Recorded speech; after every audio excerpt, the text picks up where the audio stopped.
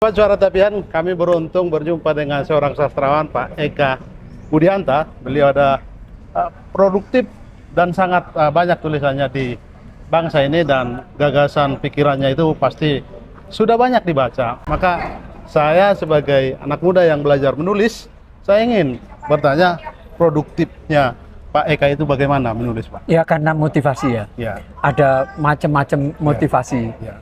Menurut YB Mangunwijaya itu ada 5 motivasi. Ya. Yang pertama iseng. Ya. Itu tulisan apa saja. Ya. Kalau ada keinginan menulis itu tidak boleh ditahan. Ya. Oh, tulis saja setiap kalimat. Ini motivasi iseng itu penting karena bisa untuk terapi. Ya. Kalau nggak bisa gila, daripada gila lebih baik menulis gitu ya. Yang kedua adalah motivasi dapat makan. Ya. Itu namanya, istilahnya Mangunwijaya, pujangga keraton. Ya. Orang-orang yang dihidupi atau diternakkan oleh raja-raja dulu untuk menulis. Ya. Bisa menulis pidato, bisa menulis biografi, bisa menulis mitos, bisa menulis macam-macam yang memang diperlukan oleh kerajaan-kerajaan pada waktu itu. Yang ketiga itu motivasi profesional. Ya. Profesional itu sekretaris, wartawan. Ya. Kalau nggak nulis, dapurnya nggak ngepul. Oke. Ya. Kalau dia pengen hidup, dia harus nulis. Tuh. Yang keempat itu adalah penghargaan, hadiah. Ada orang-orang yang nggak pernah menulis puisi satu potong pun, malam ini harus menjadi penyair. Ya. Kenapa? Karena hadiahnya 10 juta. Ya. Gitu. Karena untuk mengejar hadiah itu, maka dia menulis puisi atau menulis cerpen atau menulis novel atau dan lain-lain. Yang kelima adalah menulis untuk perubahan. Dan itu adalah saya. Saya ingin menulis untuk perubahan. Salah satu contohnya yang saya lakukan adalah di majalah Trubus. Di majalah Trubus itu saya mengasuh rubrik seputar agribisnis. Seputar agribisnis itu sejak tahun 2001, jadi sudah lebih dari 22 tahun yang lalu. Saya setiap bulan itu ada di majalah Trubus. Itu ada bagaimana membesarkan ikan, bagaimana menjual ayam yang lebih mahal dan sebagainya, dan bagaimana juga memberantas penyelundupan. Misalnya lobster itu kan mahal ya. Dan selalu diasosiasikan penyelundupan lobster itu untuk Vietnam, untuk dibesarkan di sana. Ya, saya tidak tahu kenapa Vietnam gitu. Tapi yang penting adalah lobster itu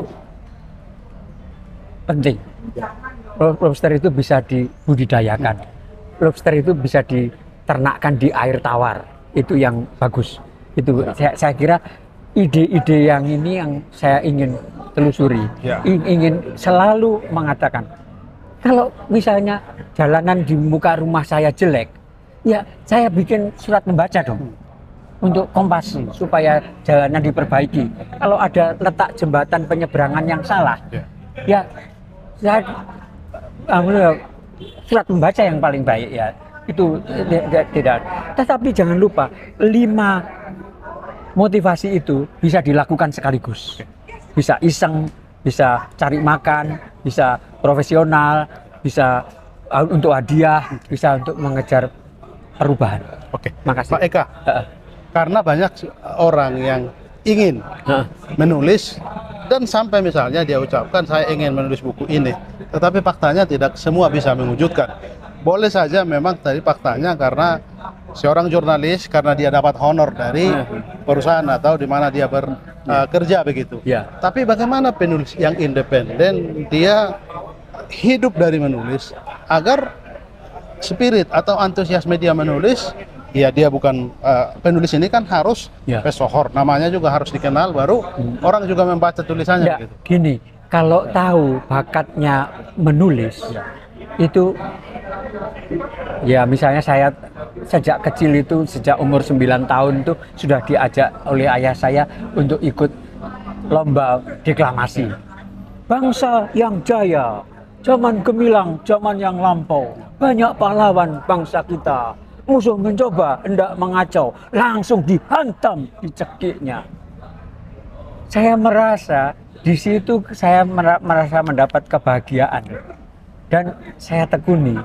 Kemudian pada waktu SMA umur 16 tahun, saya berjalan-jalan dengan seorang teman perempuan di Kota Malang, di dekat penjara Lowokwaru. Itu ada rel kereta api. Saya bilang pada dia, rel ini kemana-mana selalu berdua, tapi tidak pernah mereka ketemu, tidak pernah mereka bersinggungan. Pulangnya saya tulis puisi yang judulnya Rel.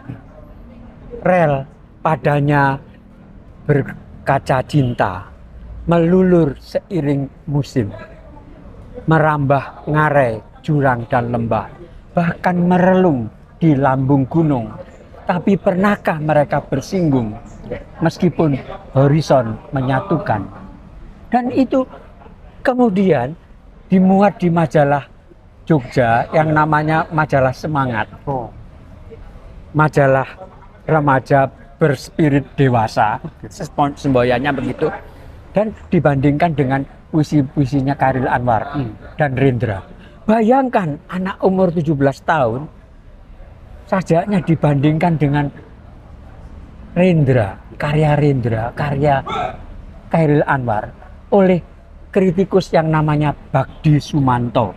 Bagdi Sumanto itu nama besar dari Gajah Mada ya, Gajah Mada, Dr. Bagdi Sumanto, Profesor Doktor. Ya, itu luar biasa. Dan saya besar sekali, bangga sekali. Dan kemudian apa? Puisi-puisi saya itu membawa saya ke Inggris dan membuat saya bekerja untuk Tempo. Jadi pada awal tahun 1980, saya tulis surat pada Gunawan Muhammad. Kalau Tempo memberikan hadiah kepada saya pada tanggal 1 Februari nanti, umur saya genap 24 tahun. Waktu itu?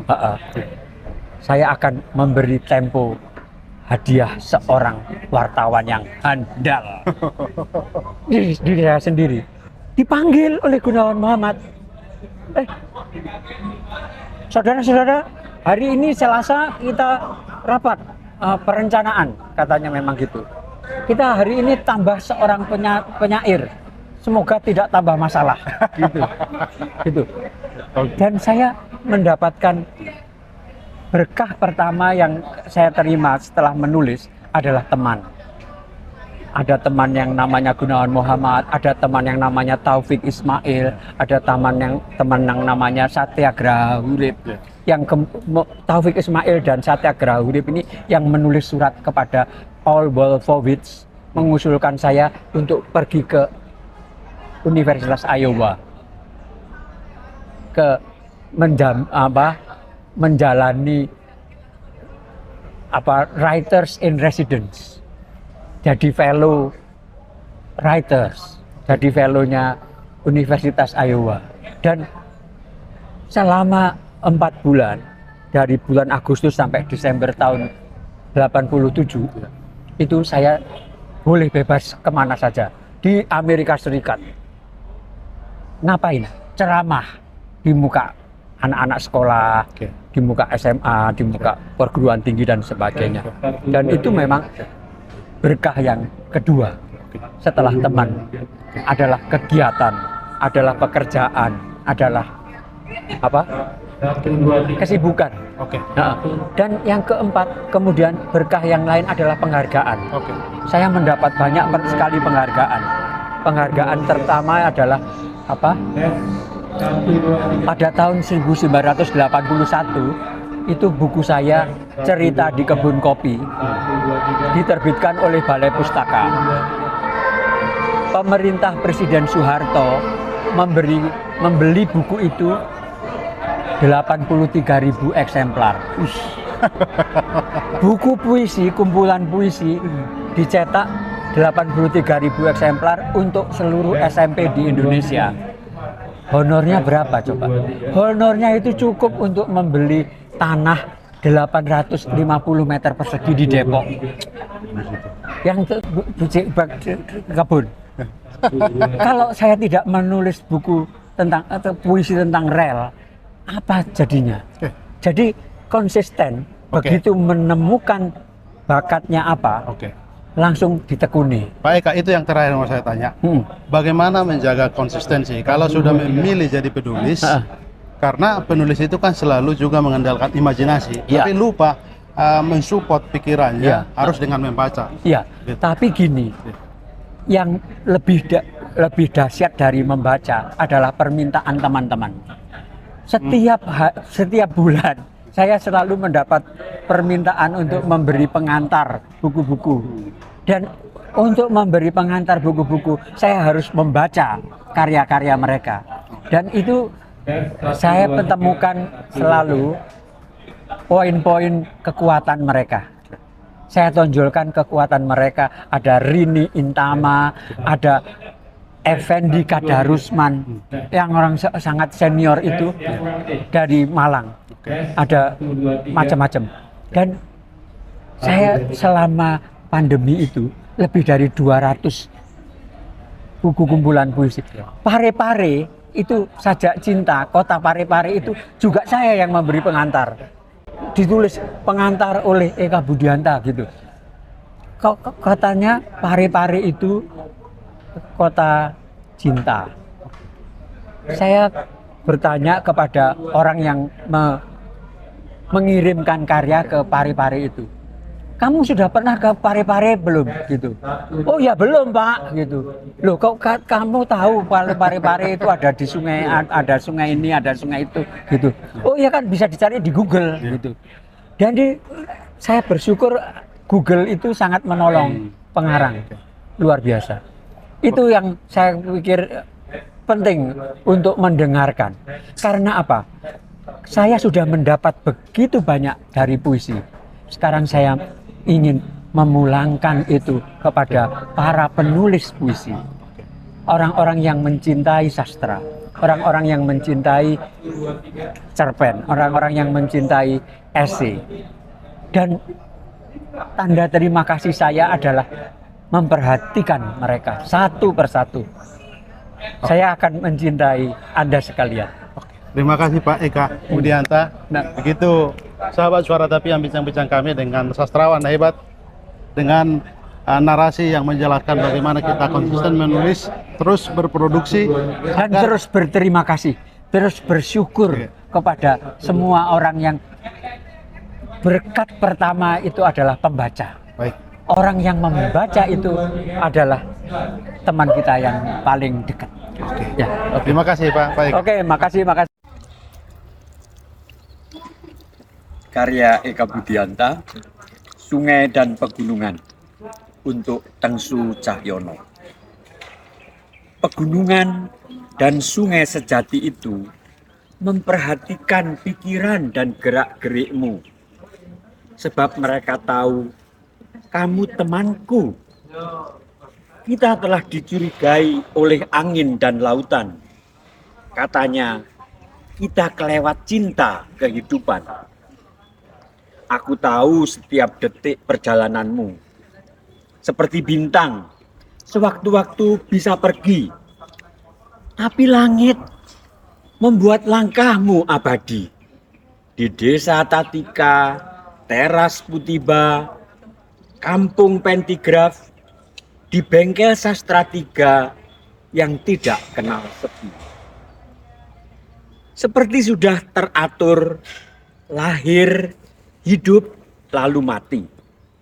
Sekarang aku mesti mencatat namamu sobat, sebelum sungai-sungai dan gunung-gunung itu cemburu, lantas mencuri cendera mata ini supaya berkibar di langit persahabatan. Hadiah untuk ulang tahun Tengsu ke-65 pada tahun 2021. 2023. Terima kasih.